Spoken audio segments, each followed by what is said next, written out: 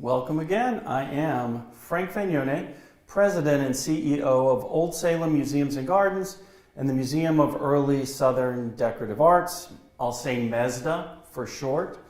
Today, for this question and answer, I am in the Bloom House, which is where we have our joiner. And our educator, Ben Masterson, is normally in here working, but he's given me free reign in this room for the hour of this question and answer. So just like last time, you can post questions on any of our social media platforms.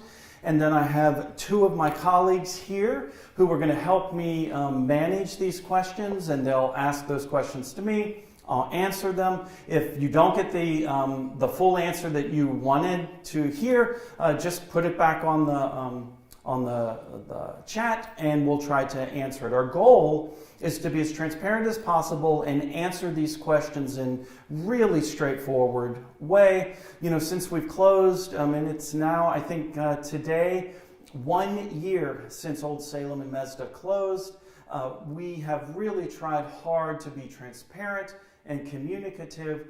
One of the things that you can do after this question and answer is go on to our website and locate the tab for President's Updates. And we've been putting all of our videos and other update materials on there. So, Samantha, why don't we jump right in and go with our first question? Yes, Frank, that sounds great. Hopefully everyone can hear me okay. We're going to be making sure the microphones are working a little bit better this time. The first question is one that you and I both get all of the time, Frank. When will Mezda and Old Salem reopen? The question. I think probably every museum and cultural organization is getting this question right now. Certainly in North Carolina, as we start to move towards less COVID restrictions. A lot of this information in detail I've given in a President's Update video, which came out Wednesday, or Thursday rather. And so a lot of that can be addressed and listened to there.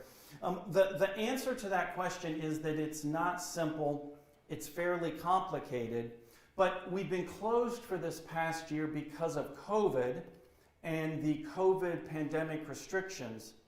Now, as we open up, we have done intensive analysis of our finances and other data, and we realized that we're not expecting school groups to come to Old Salem and Mezda, certainly not this school year, probably not starting in the fall, maybe starting in the spring of 2022, and most likely in the following school year of 2022. Why does that matter? Because as a living history site, we have an unusual mix where over 60% of our attendance comes from school tours. So that's not only the students, but that's the chaperones, that's the parents. And so it's not walk-in visitation. Not a lot of people understand that walk-in visitation alone cannot sustain a living history site like Old Salem and Mezda. So my answer is, as the schools start to develop protocols and are able to get on the bus, travel for an hour and come to Old Salem, it's at that point that we can start to open up in a more traditional way. There are plenty of things that we're going to start to do, and we'll talk more about those as questions come in, starting on April 1st. But it won't be an instantaneous opening in a traditional way. We really have to be thoughtful about how we open because we need to keep into consideration our finances. We did some analysis that if we opened up fully the way we were pre-COVID, we would probably at the end of this year be somewhere between a $4 and a $5 million deficit. Well, that's not something that is sustainable, nor should anyone out there want that to happen. So in real truth, our gradual reopening is so that 10 years from now, Old Salem and Mezda will still be here. I know it doesn't give us the immediate gratification of opening right now, but it really is a long-term view. And something else is that every single one of these decisions, the analysis, the data collection, all of that has been discussed through our 21-person leadership team And that's the group that represents all of our divisions at Old Salem and Mezda.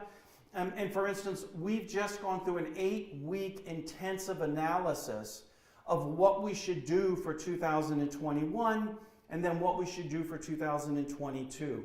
So a lot of the things that I'm explaining to you right now come directly out of these really intensive conversations with the 21-person leadership team.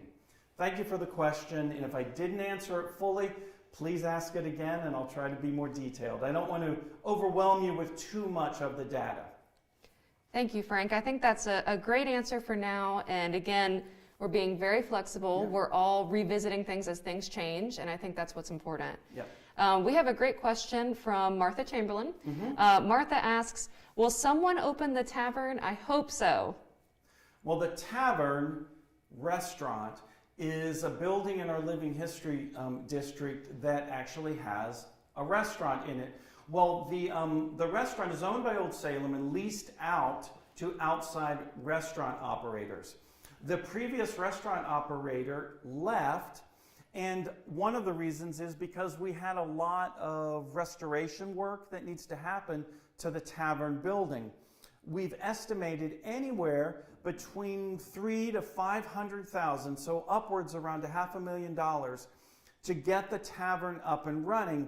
Now, mind you, this also includes one of the major critiques about the Tavern Restaurant was that it wasn't accessible for ADA access, and we have an initiative to try to make all of our buildings as accessible as possible for people with physical as well as cognitive disabilities, and so the tavern has that as a real liability right now. I'm sure the same for everyone else in other parts of the world, but restaurants have really taken a severe hit in our part of North Carolina. And so the demand to open up right away for the Tavern Restaurant has really been pushed to the back burner, as so many other restaurants that are established and are actually trying to operate at reduced capacity. The idea of us rushing through the restoration of the tavern to start a new restaurant, to throw it back in the mix, when our community is really hurting with the existing restaurants. So a lot of this was in discussion, again, with our leadership team, and we've decided, even though we have chosen an architectural firm, that we have chosen Muddy Creek as the proprietors of the restaurant, that we will move on the design.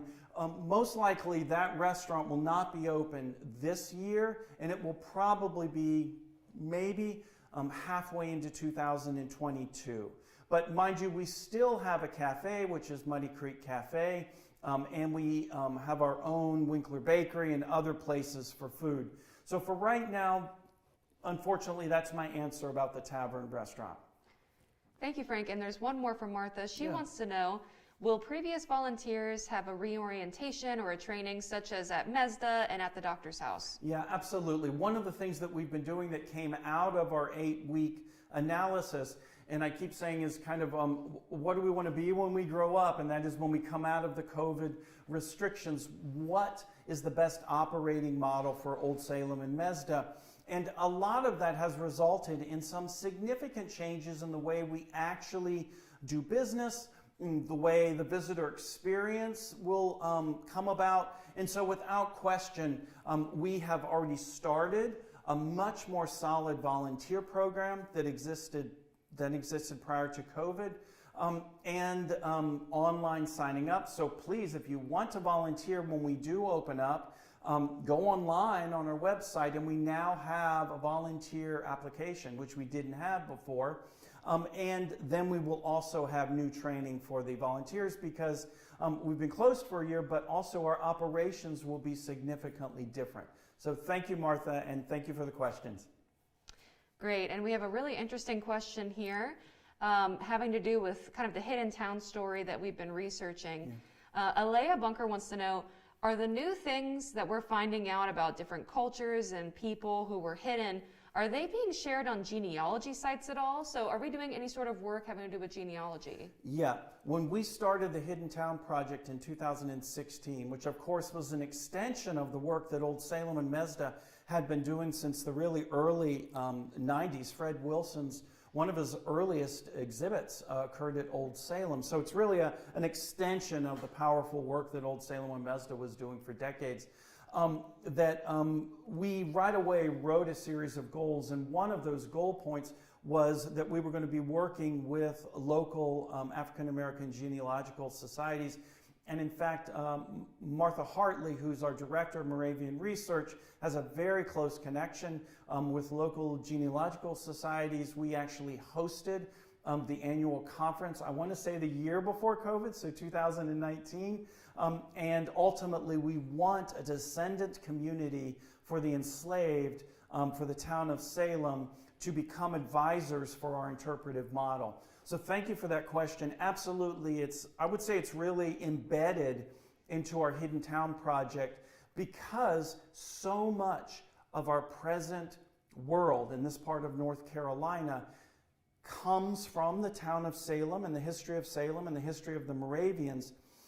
We can actually provide that kind of information about names and relatives and genealogy that unfortunately other sites might not have. And so it's actually one of the major things we can give to the community, and in this case the African American Black community, in studying their heritage, because as we all know, there's usually just this kind of void once you get to a certain point that you can't trace your history back. And that is one of our goals of Hidden Town. Thank you. Great. And Frank, we have a question about the leadership team. Sure. Linda would like to know, how were people chosen for the leadership team? The leadership team represents all of our divisions that are a part of Old Salem's operations. We wanted to make sure that if a subject came up and we knew that someone knew more about it than anybody else on the leadership team, that we would pull them on and they would become a leadership team. And it really kind of grew organically. As we started to become more collaborative, we started to pull more members onto the leadership team. It really started when I came in 2017. Prior to that, I think there was a smaller executive team, maybe 3-4 people that would make the decisions, policy decisions, and they would be transferred to the staff. We started a staff advisory committee in 2017. I also started to expand the leadership team, so much so that we had to change conference rooms several times because the group got so large.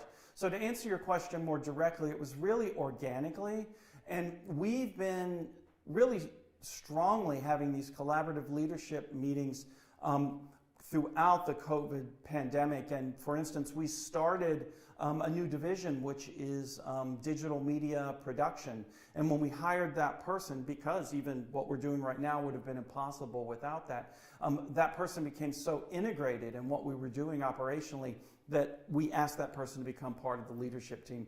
And that's just an example of how this team continues to organically grow. Thanks, Frank. We have someone who actually follows us on TikTok asking a few questions here. So Sure. Thank you, Alea. We really appreciate you being here. Alea is wondering, have we thought about making reenactment videos? Well, you know, it's interesting because Karen Walter, who is the Director of Learning and Place, and I sat in and participated on a large discussion with around 80 people nationally about the future of living history. There were lots of conversations about reenactments. There were lots of conversations about first, second, and third person interpretation. There were conversations about historic clothing and times that is appropriate and times that it's not. There were conversations about how long an interpreter gets with a visitor and how much real educational information you can convey.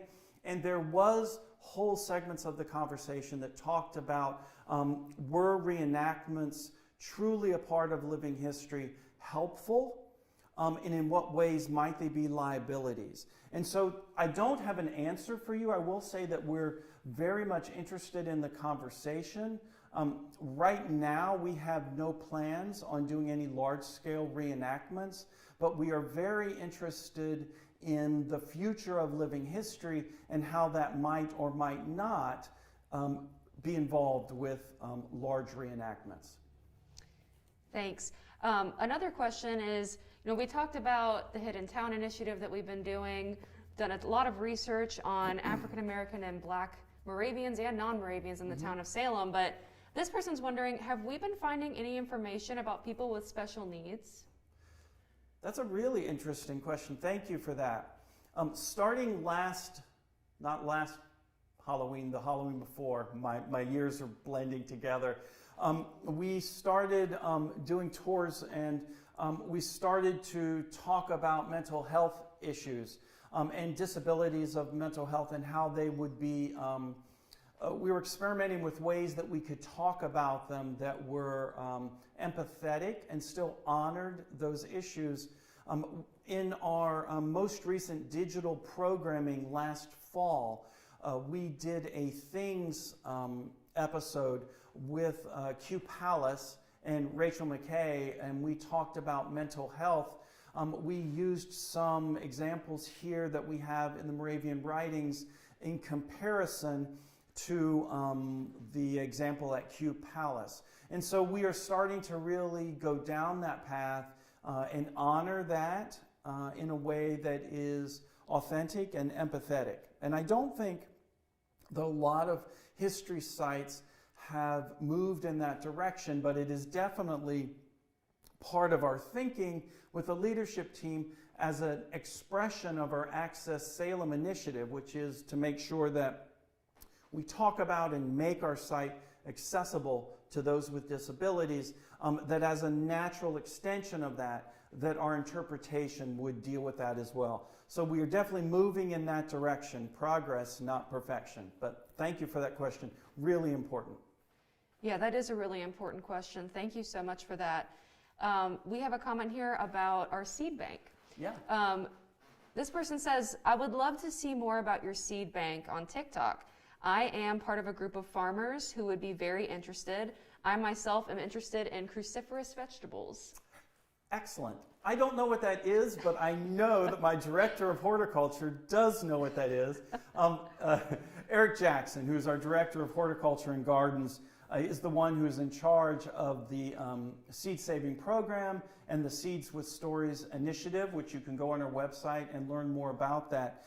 And we will take your comment, and I promise you, we will do some seed saving stuff on TikTok. It's fascinating. I will say that in 2019, because we found it so interesting, all of that seed saving work was done in a building off-site. It was really hidden from the public. We decided that public facing is really the way to go for living history sites. And so we opened what is now the Seed Saving Lab on Main Street. So when we open back up, you can come to the Seed Saving Lab. We even bought a new refrigerator, I think it's a freezer, that has glass doors so our entire collection can at least be viewed by people who are visiting us. We find the seed collection to be one of the most valuable artifact collections that we have. I agree completely with you, and I'm sure that Eric and his team of Wonderkin gardeners will love your question and would be happy to put some seed saving stuff on TikTok. Absolutely, yes. And Wei and I have plans as well to start doing a lot more videos with Eric now that the season is changing and the garden will be producing so many beautiful flowers and vegetables. We'll definitely have more content coming at you. It is 72 degrees today, so we're getting there. It is. Yeah, it's beautiful. So Frank, can you talk a little bit about how Old Salem's COVID responses are comparing to other museums and historic sites, not just in the American South, but all over the world? Yeah, that's a big question. When we closed down and we just naturally and intuitively moved with our leadership team to transform all of our gardens into produce production for local food banks. We used our bakeries to bake bread for local families in need. We continued that this entire year. So we've produced over 3,000 tons of vegetables for food banks this year, over 13,000 loaves of bread.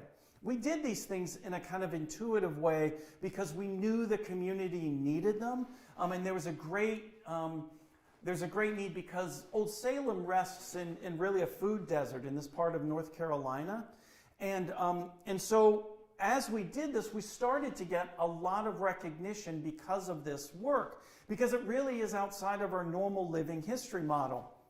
Well, what's happening now, fast forward a year later, we're finding out through being asked to write an article for the Alliance of American Museums about our COVID responses. And we just got a call that they would like Old Salem to be representing the United States in a European conference on how museums and culturals have responded to the COVID pandemic. So it's a really large answer, because even just today, when I got contacted about that conference for Old Salem to present what we've been doing, it's kind of surprising that, you know, Old Salem and Mezda are being recognized in, you know, Paris and Catalonia. It's really overwhelming. So the work that we've been doing, I think, came out of just an intuitive wish to be empathetic and caring to our community. We were closed, but that didn't mean we had to be closed, that we actually could listen to what our community needed and use our resources to help the community. And so I think that's being recognized. But thank you for that question, and I think there's more to be said about how Old Salem and Mezda have moved its operations in this direction. And then, as I mentioned, the leadership team has really been looking at how we keep these things that are so valuable and tied to the community as permanent parts of our operations. And we know we will be keeping some of the produce production for food banks and some of the bread production for local families as part of our long-term operations. Absolutely. Yeah, that's been very successful, very rewarding for us, and it's been great to get involved in the community in that way, because we've never done that before. And I will also add that we were able to bring back our members of our bakery team and bring back our horticulture team because we were doing those two COVID responses. Otherwise, it would have been a difficult thing to bring them back. Both of them became essential workers to provide food for the community, which put those operations in a different category. So we were able to kind of transform our operations that we could bring back and keep people employed to do that level of community work.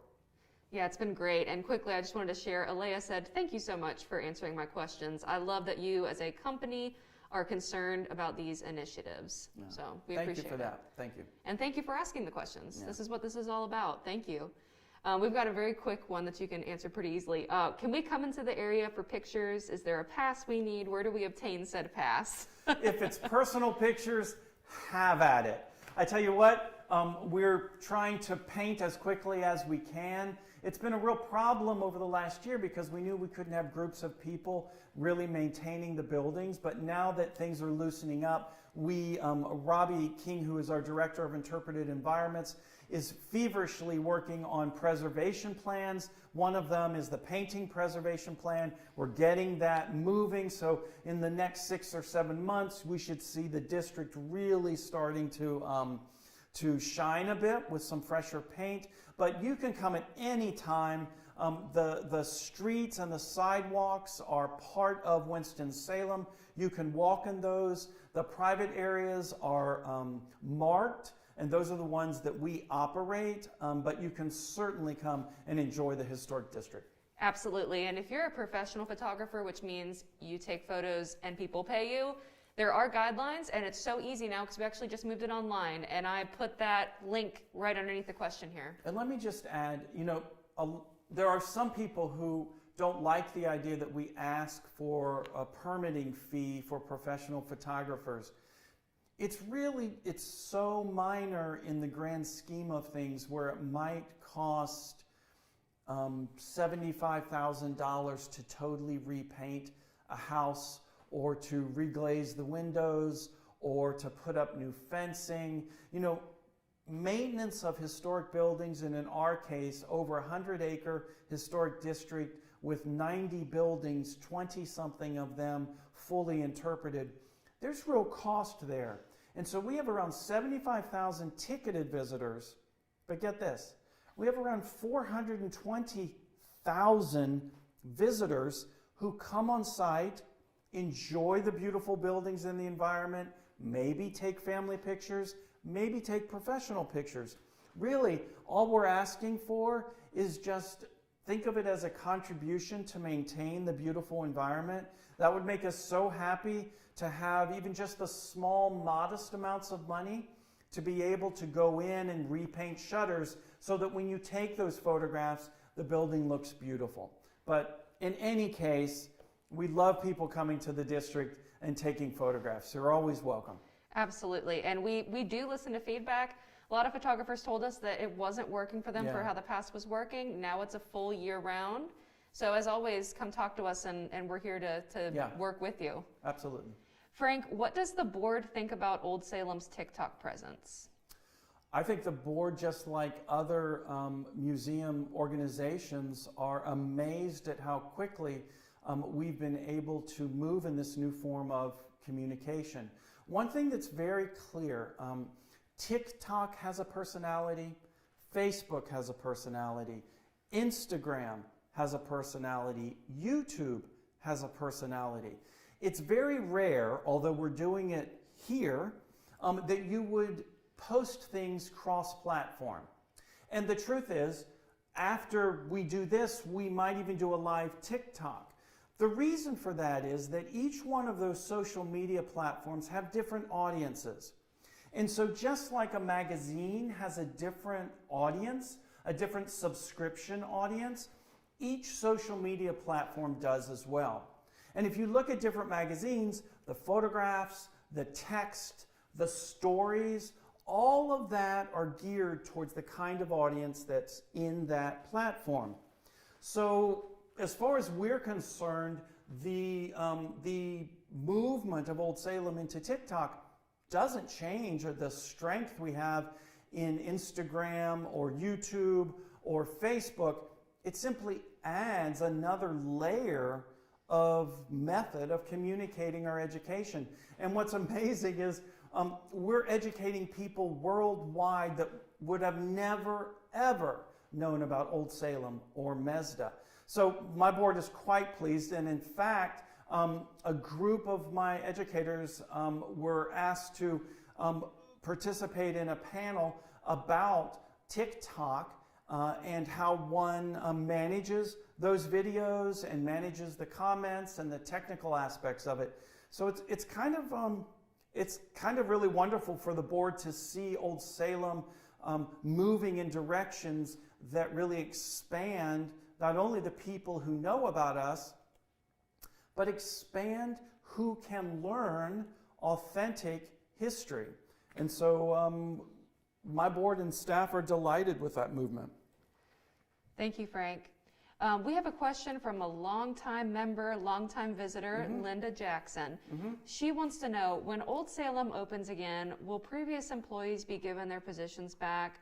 She says it really broke her heart to see those employees lose their jobs. She knows so many of them have been employed at Old Salem for many years, some for decades. Any comments on that? Yeah. And I've said this over and over again, and I'll keep repeating it because it's so real and sincere, that none of this has been easy. I don't think you'll talk with any member of our 21-person leadership team, all of whom were a part of these decisions. I think it's true for probably every museum and every cultural institution that managing through this has been at many times very emotional and very anxiety producing. It's very sad that we had to lay off individuals, but I am pleased that with the help of the PPP loan that we actually were able to maintain our leadership team, a good number of our bakery staff and our horticulture staff, that in fact Old Salem was able to keep a stronger core than a lot of other museums and culturals. The executive leadership team and others on the leadership team took pay cuts and were able to give contributions that really extended that. We also, as long as our healthcare would allow, we pushed the healthcare coverage for those employees out until, in fact, Blue Cross Blue Shield told us that we could no longer do that, which was really the mechanism which forced us to make those permanent layoffs. The changes that we've been making, that we're planning on making for 2021 and 22, are significant changes. So as we start to move back and hiring again, you know, a lot of the job descriptions have been rewritten in the last year. And so even the educators that we have hired back in the last year have been hired through a process because the job description is brand new.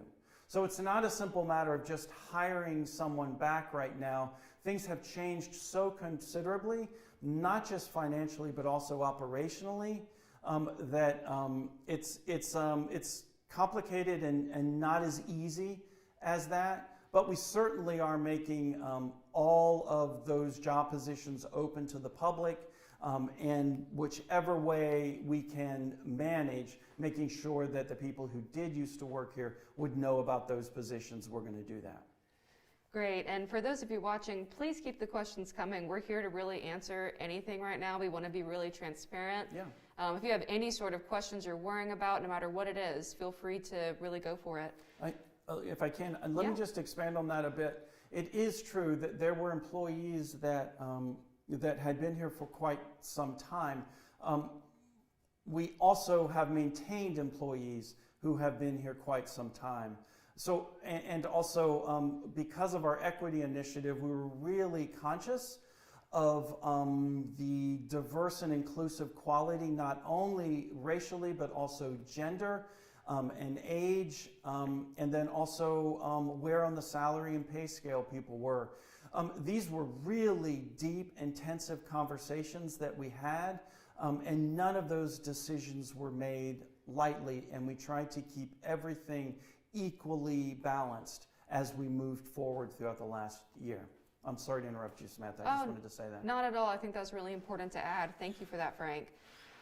Looking forward, can you talk about what programs visitors can look forward to when Old Salem does reopen? Well, April 1st, we're going to start our Salem Pathways program, which is your ability to bring your smartphone or your iPad to walk through the district and on your own with your family, with your kids, to track 8 different characters. And actually, they're new characters that most people don't know about. So with history, music, visuals, you'll be able to walk in areas of the district that weren't normally places that you would walk. So other than Winkler Bakery. And so what it'll do is it'll start to expand and tether out the experience into different areas of Old Salem. I already mentioned to you about our operations being tied to school groups, but as we move closer into the summer and into the fall, we're definitely looking at Salem Saturdays, which are our big family visitor days that we were doing before COVID pandemic closure, that we start to open up Salem Saturdays beginning 1 Saturday a month. And if that does really well, we'll go to 2 Saturdays a month. And that means that we get to hire more people back on the staff. And so Salem Saturdays will have interpretation in historic venues. We'll have things happening outside. Hopefully we'll be able to do return to our Music on the Porch series. It would be wonderful if, working with our partners Muddy Creek, we could start to offer music concerts in our visitor center. You can see how all of these things that we have been doing are kind of just there. They're really good, interesting visitor experiences, and what we want to do is just add them on as things become stronger. So there's lots of this. I mean, surely in the fall, we have talked about and planned on having our Halloween tours, the same thing with our Christmas tours. We are hoping that November and December will be Christmas as usual at Old Salem and Mezda. If not Christmas as usual, we will certainly have very strong holiday presence in the historic district with programming. We really would like to keep our Salem Night program, which is really beloved by locals. People drive for hours to come to the district in candlelight. So all of these things are there, and I just have to keep using the word flexible. That our leadership team is not defensive on our choices. Our choices are data-driven, and as the data changes and directs us in a new direction, we are happy to move in that new direction. So there's lots to look forward to.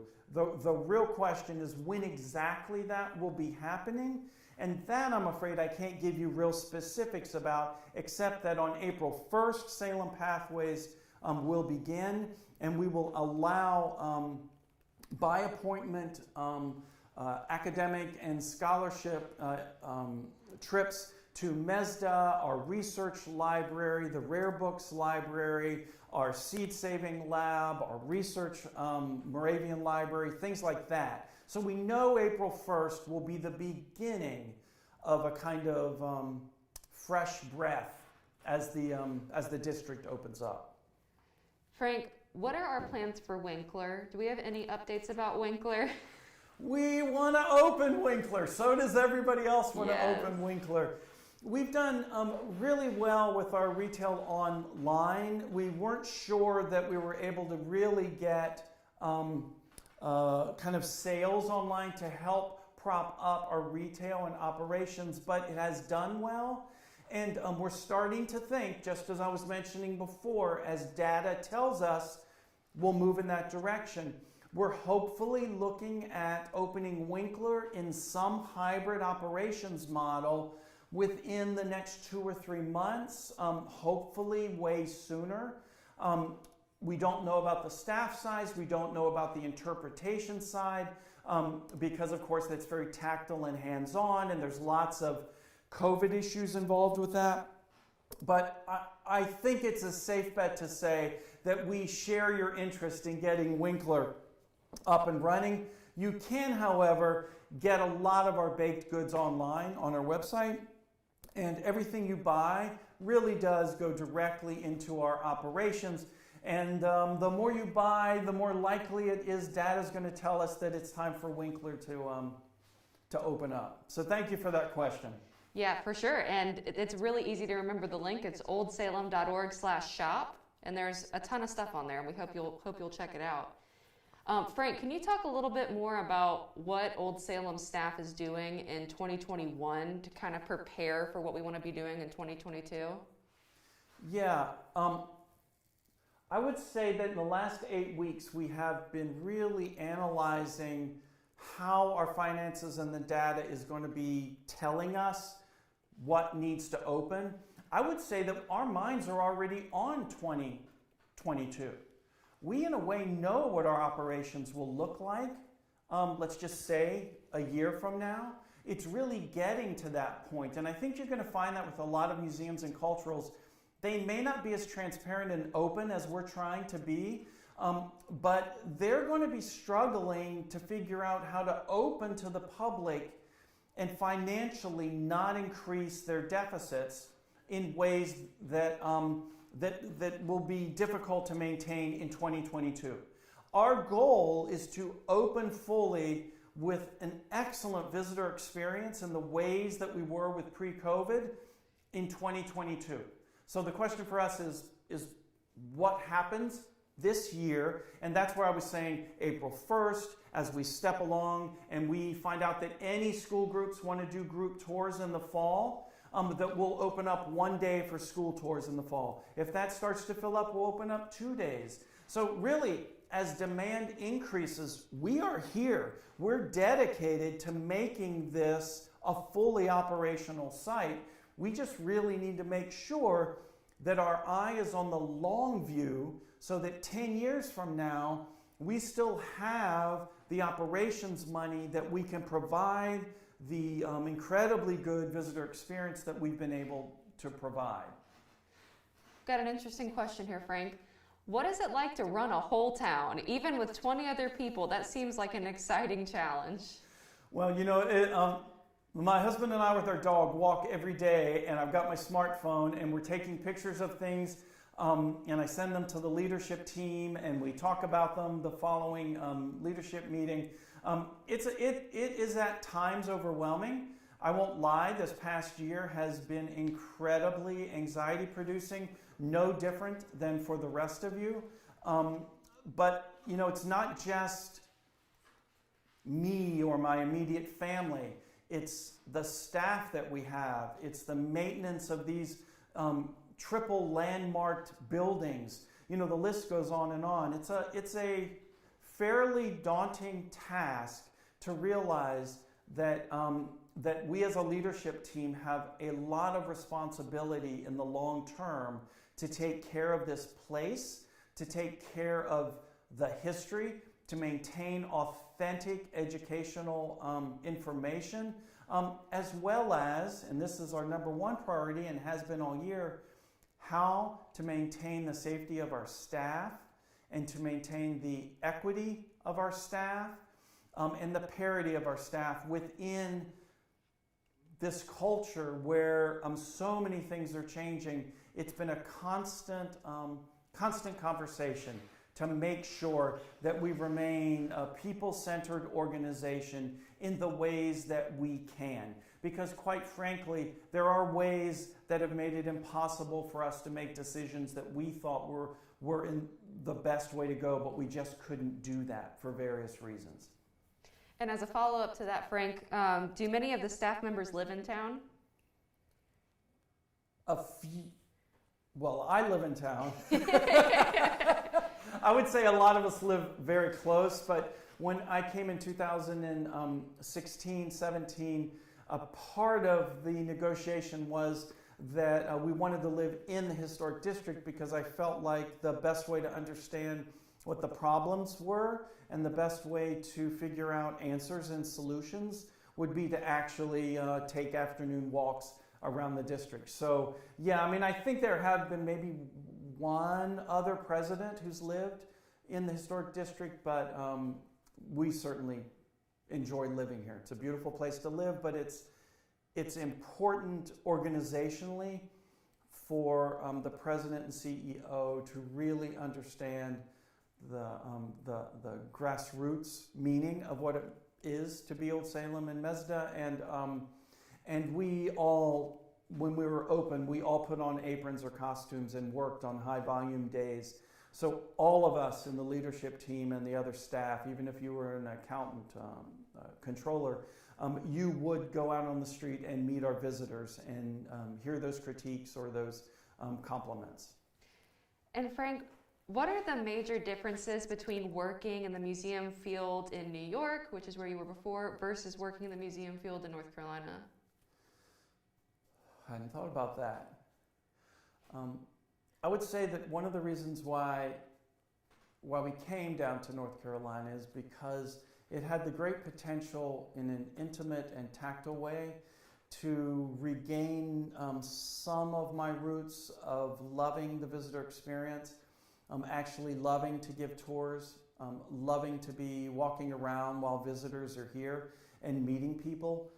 And in New York City, even though the position was a fairly large one, running all of New York City's historic sites in all 5 boroughs, and I loved doing that, working with the Parks Department and having the mayor's office as one of my bosses, it was a fairly high-level administrative position, and I didn't get much of a chance to actually be with real live people.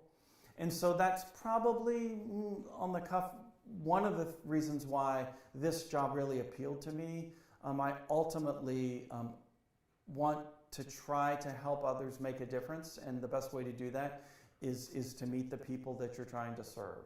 And it was hard to do that in New York City. Frank, one of our neighbors, Mary Tribble, said, there are 2 presidents that have lived in my house on Church Street. Excellent. Thank you, Mary. Thanks, Mary. That's funny. Wow, we're getting a lot of questions here. Thank you all so much. We have another question/comment from Linda, who's, again, a longtime member and visitor. She says, I remember taking my oldest to Marble Run and her dressing in the historical costumes. When you reopen, will there be any programs geared for children? I miss the days of puppeteers. Any chance this could be restarted? And also, will there be any programs for summer camps in the future? Thank you for that. I love questions from experienced people. I don't know the marble thing that you were talking about, Me but neither. but I am aware of the summer camp. When I came in 2016 and 17, at the time, one of our directors of interpretation and education really pulled me aside and talked with me about the difficulty of that summer camp. As wonderful as it was, when summer camp started at Old Salem, there wasn't a lot of summer camps in the local area. Old Salem was actually one of the very few.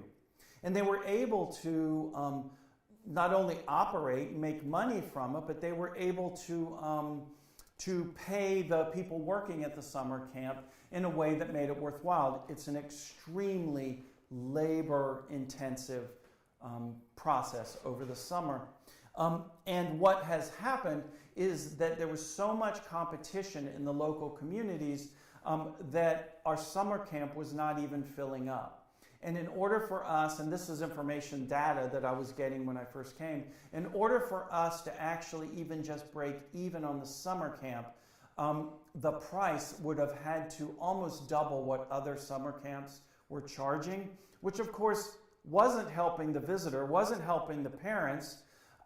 And so what we did is we sat down and we tried to figure out ways that we could serve the community of parents and kids, grandparents and grandkids, maybe in a different way, not in the same way as the summer camp, because that had kind of reached its shelf life financially. And it was also a problem because the summer camp was half day, and a lot of our parents now are double income and work full jobs, and they kept pushing for us to do full day summer camps, which is not what Old Salem had done traditionally. So there were lots of kind of detail things that didn't make it work. Now that doesn't invalidate that it was a wonderful experience. What it does say is that society and culture has changed and we need to change with it in some way. I would say that our hands-on workshops and our Salem Saturdays came out of this need to provide programming for parents with kids, quality time, grandparents. So we started doing workshops, intergenerational workshops on our Salem Saturdays. So those are just some examples of how, and if you have suggestions, we are always open to suggestions, ways that we can serve those communities in equally vibrant ways, except that it's not the summer camp because the summer camp doesn't work any longer in our operations model. And for everyone watching, I just want to let you know we've got this streaming on several channels. So if we missed your question, that may be because we're pulling the questions from another channel, but I do see I missed one here from Kirk Sanders. He asks, what are the long-term plans for using the leased and owned buildings for tours? Leased and owned buildings for tours. If I understand the question, and if I didn't, please write in there again more detail.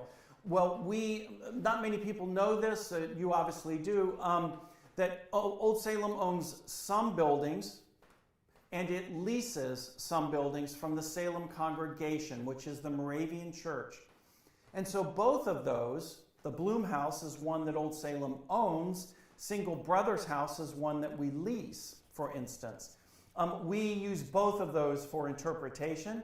We have the same plans in 2021 and 22 as we did in 2019, which is to use these buildings in educational ways. We do know that we want to continue to infuse our interpretation with more hands-on, tactile engagements with each venue. So for instance, the Bloom House Joinery, we want to introduce larger tables with 15 chairs so people can sit down and really experience what it is in that room. So I think I answered your question. We have no thoughts about changing our interpretive model. It may be at the beginning we mostly do exterior interpretation as we start to deal with a lowering of COVID restrictions. If that's what you mean, we certainly will gradually increase our interpreted venues.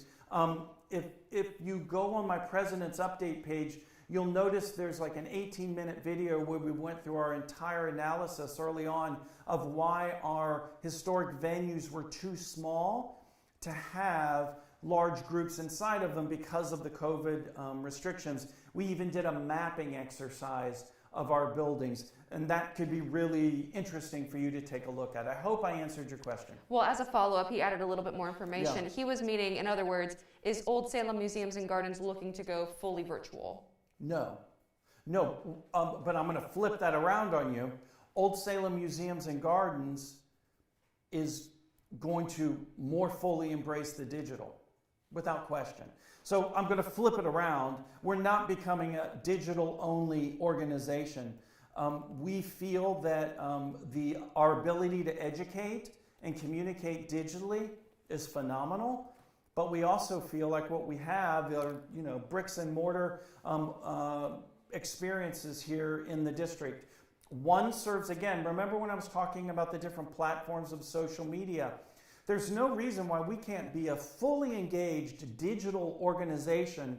At the same time, we have a fully engaged historic district with tactile experiences. As far as I'm concerned, that just makes who we are more valuable, because we start to use and gain skill sets in both areas. So I actually, and my leadership team, believe to just take the COVID pandemic modes of communication and put them in a closet now that precautions are lessening would be a really bad mistake.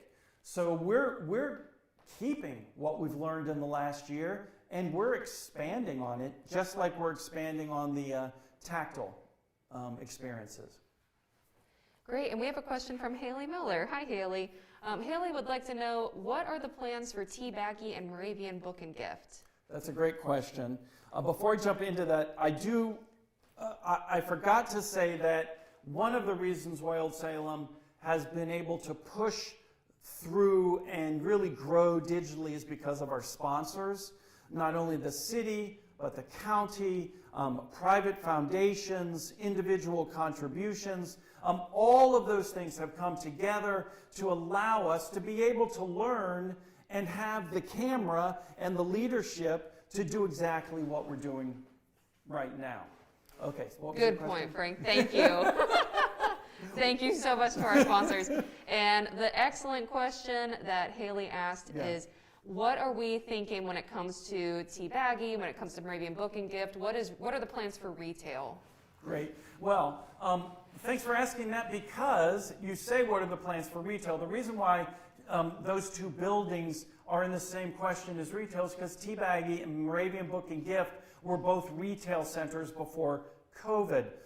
One thing that we were determined to do before we actually moved into COVID closing is that we wanted to transform teabaggy into another public-facing lab. It's going to be our preservation and restoration lab. So part of our ticketed venue is you're going to be able to come into teabaggy and you're going to be able to see the history of restoration at Old Salem, how these restoration and architectural maintenance efforts take place. We'll have lectures, hands-on tasks, and we'll even do digital component programming from teabaggy. A good bit of our retail is going to move into Moravian Book and Gift, and we're actually going to beef that up. We're going to be moving our handcrafted Salem, which is our really well-received pottery and other products that we launched maybe in 2018. I think that's what it was, really successfully. So to answer your question, Moravian Book and Gift will become a bigger retail center, housing more of our product, and we'll really be able to tie more directly to our mission of education, while teabaggy, which is in the same building as our pottery workshop, will become a ticketed venue, and it will be just another great place for visitors to go in and learn about the history of Old Salem, the history of Salem. There's so much overlapping with that, and not many people realize that Old Salem is one of the oldest historic districts in the nation, and some of the buildings here, we have a larger percentage of original buildings in the historic district than I think any other historic district in the nation. So really significant to understand that Old Salem stands out as a preservation model. Absolutely. We're so lucky to work here and have the opportunity to steward these buildings. It's just incredible. We only have about 5 minutes left, but we do have some questions that we would really like to get to. One, someone said, I'm so glad that my children and I have access to this information. I'd never heard of Old Salem before seeing it on TikTok. And she would like to know, who was the first person to decide to make this a history site? Or like, how did this happen? You know what? Martha Hartley, our director of Moravian Research, did a series, I want to say back in May of last year, that we posted as stories on our Facebook page. Very highly detailed, fascinating stories. I'm gonna point you in that direction. Maybe you can add that to the link, or at least point them into the direction to learn it. It's a really fascinating, interesting, detailed story of how this happened. But this was essentially a part of downtown, and a group of community leaders came together and decided to really honor the roots of this part of North Carolina by turning this into a historic site. And interestingly, started very small with 1 or 2 buildings and just has grown and grown and grown. And so its history is fascinating, fairly detailed, but really interesting. Yeah, absolutely. And I can include the link here to that great series Thank that you. Martha Hartley did. It was really fantastic. And I want to thank Martha for doing that, because it was which anniversary of the founding? 70th. Yeah, 70th anniversary of the founding of Old Salem. Yeah, really, really wonderful.